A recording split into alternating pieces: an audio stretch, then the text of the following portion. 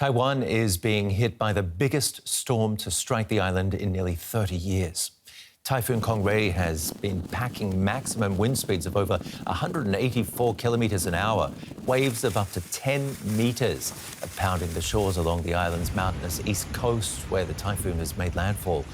Weather forecasters are warning that torrential rain will affect most of the island.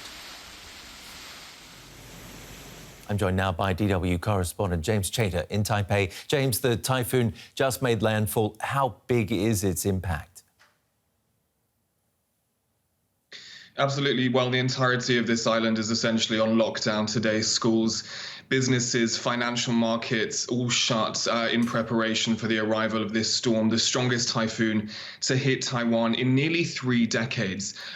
We expect this typhoon to have weakened somewhat as it approached Taiwan's eastern coast as it moved in from the Pacific Ocean, but still packing some gusts of up to 150 miles per hour and bringing strong wind and rain to the majority of Taiwan over the course of today and likely into the evening too. The areas of most concern, though, as you alluded to in that introduction, is in the eastern and mountainous parts of Taiwan.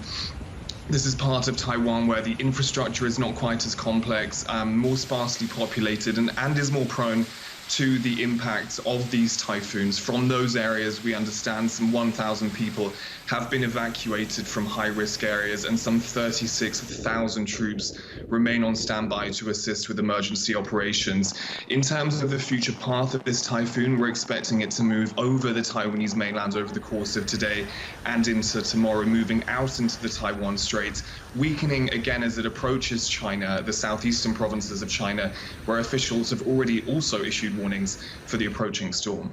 You say the whole island is affected. Just explain to our viewers who haven't been to Taiwan how you evacuate an entire island. I mean, you can't just take everyone off the island, can you?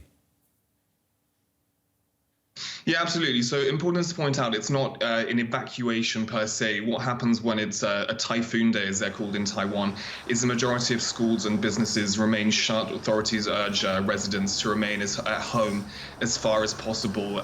The people who are evacuated are in more specific areas. Again, as I mentioned, in mountainous areas where they're more prone to landslides, more prone to receive heavy wind and rain. So it's not that people are completely evacuated from entire cities. People are encouraged to stay at home as far as possible.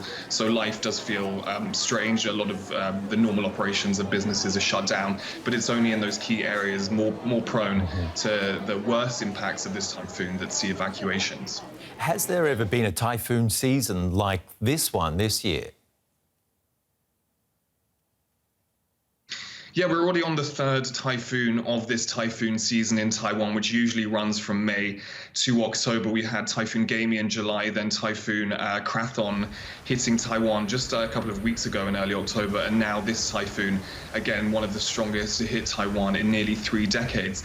And what I think climate scientists and authorities will be looking at is really the unpredictability of these storms. We've seen with this storm just how late it's come in the typhoon season, likely to be impacting Taiwan into November, beyond the usual typhoon season.